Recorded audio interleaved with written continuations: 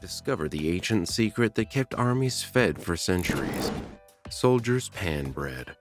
With just flour, yeast, and a covered pan, you'll master the battlefield technique that turns basic ingredients into delicious bread without an oven. This forgotten culinary hack works anywhere, from campsites to power outages. When you think about military rations throughout history, hardtack and jerky might come to mind, preserved foods designed to last months without spoiling. But whenever possible, soldiers sought fresh alternatives. Fresh bread represented a touch of home, a moment of normalcy amid chaos. While modern armed forces have MREs, meals ready to eat, historically, units would travel with flour and yeast when possible, knowing that fresh bread could transform any meal from sustenance to satisfaction. Pan bread became the go-to method because it required just one piece of equipment, a covered pan or skillet. No brick ovens, no fancy baking stones, just direct heat and a bit of know-how. The technique spread across cultures and armies, each adding their regional touches while maintaining the core process. It's a testament to human ingenuity that something so simple could become so universal. The beauty of a soldier's pan bread lies in its simplicity. You don't need a commissary of ingredients, just the basics. Water, 150 milliliters. The temperature matters here. Too hot and you'll kill your yeast. Too cold and they won't activate properly. Aim for water that feels comfortable to the touch, like a pleasantly warm shower after a long day of training exercises. Dry yeast, 1 tablespoon. These microscopic organisms are your allies in this mission. They'll do the heavy lifting, creating the bubbles that transform dense dough into light, airy bread. Think of them as your microscopic engineering core, building internal structures you can't see but will definitely appreciate. Flour, 3 cups. The foundation of any good bread. All-purpose flour works perfectly, though soldiers throughout history have worked with whatever grains were available in their region. I've heard stories of special forces units making this bread with local flour in remote villages, creating cross-cultural connections through the universal language of good food. Olive oil. Just enough to coat your pan and prevent sticking, and a pinch any cooking oil will work. Soldiers aren't picky when hunger strikes. Optional salt. A pinch enhances flavor, but it's not strictly necessary. Many military cooks would add salt when available, but the bread works without it. The first step in our bread-making mission involves waking up our yeast soldiers. Pour your 150 milliliters of warm water into a bowl and add your tablespoon of dry yeast. Stir gently until the yeast dissolves completely. This activation phase is crucial. It's like the briefing before the mission, getting everyone ready for action. The water should be warm enough to activate the yeast, but not hot enough to kill them. If you have a thermometer, aim for around 100 to 110 Fahrenheit. Without a thermometer, use the wrist test. The water should feel warm but not hot when dropped onto your inner wrist. While your yeast begins to wake up, you might notice small bubbles forming. That's a good sign. It means your microscopic allies are consuming sugars and releasing carbon dioxide, the same process that will eventually leave your bread. Give them about 5 minutes to fully activate. This patience will pay dividends later in the form of perfectly textured bread. Now comes the main event, forming your dough. Add your 3 cups of flour to the activated yeast water. If you have salt, add about a teaspoon now.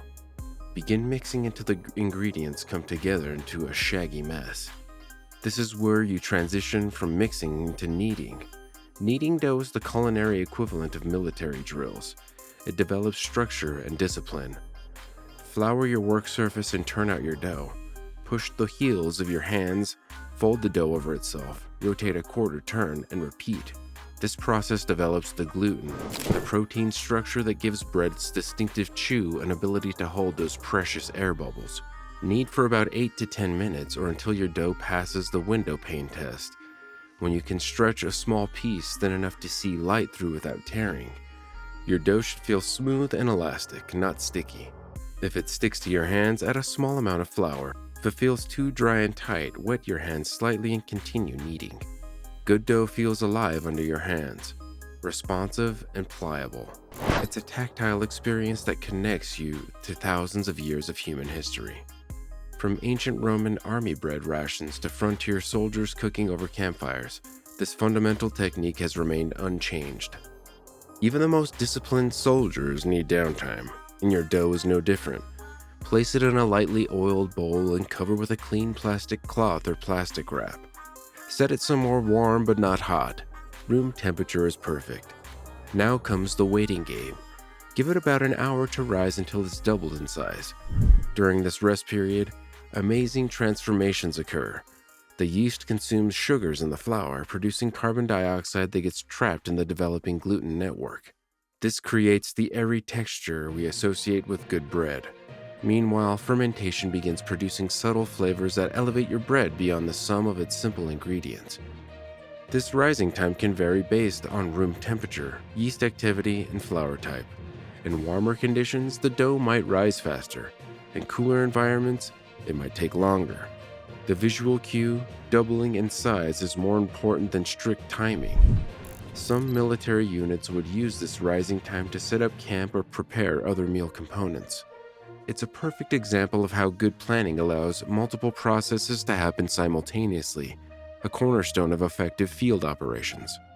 Once your dough has doubled in size, it's time to move to the cooking phase. Gently press down on the dough to release some of the gas. Bakers call this punching down, though it's more of a gentle deflation than an actual punch. This redistributes the yeast and gives them fresh access to food sources, ensuring even texture in your final bread. Now prepare your cooking surface. Take your pan, ideally a heavy-bottomed skillet with a lid and just enough olive oil to lightly coat the bottom. Use a paper towel to spread it evenly, creating a thin, uniform layer. This prevents sticking while also contributing to that delicious golden crust. Shape your dough into a disc that fits your pan, leaving a little room around the edges as it will expand slightly during cooking. The thickness depends on personal preference. Thinner for flatbread-style results, thicker for a more substantial loaf. About an inch thick works well for most applications.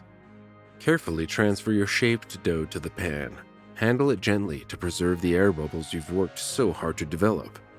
Some soldiers would mark their bread with unit insignia or other designs before cooking, a small personalization that boosted morale in difficult conditions.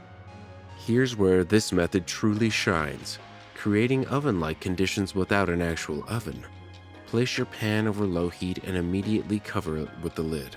This creates a mini environment where heat surrounds the bread from all sides. The bottom cooks directly against the pan, while the trapped steam and heat cook the top. Low and slow is the key philosophy here. High heat will burn the bottom before the center cooks through. Patient, gentle heat allows for even cooking throughout. After about 5 to 7 minutes, carefully lift the lid to check your progress.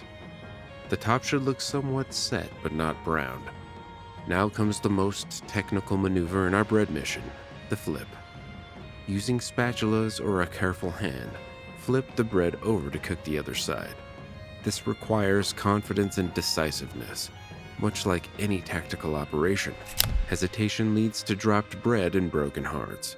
Once flipped, replace the lid and continue cooking for another 5 to 7 minutes. The previously bottom side now on top should develop a beautiful golden color. You'll know your bread is done when tapping the center produces a hollow sound, the ultimate field test for bread doneness. When your bread is fully cooked, transfer it into a cooling rack or clean towel. Let it rest for about 5 minutes before cutting. This allows the internal structure to set and prevents gumminess. The moment of truth comes when you break or cut into your creation to reveal the interior. A properly executed soldier's pan bread will have a consistent crumb structure with small, even air pockets throughout. The crust should be golden and slightly crisp, while the interior remains soft and chewy. The aroma should be heavenly. There's nothing quite like the smell of fresh bread to attract friends and allies from across the camp.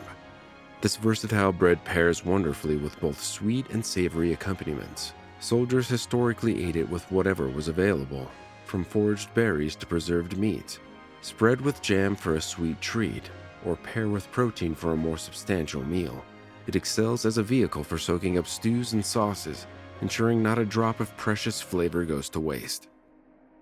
One of the most beautiful aspects of this cooking method is its universality.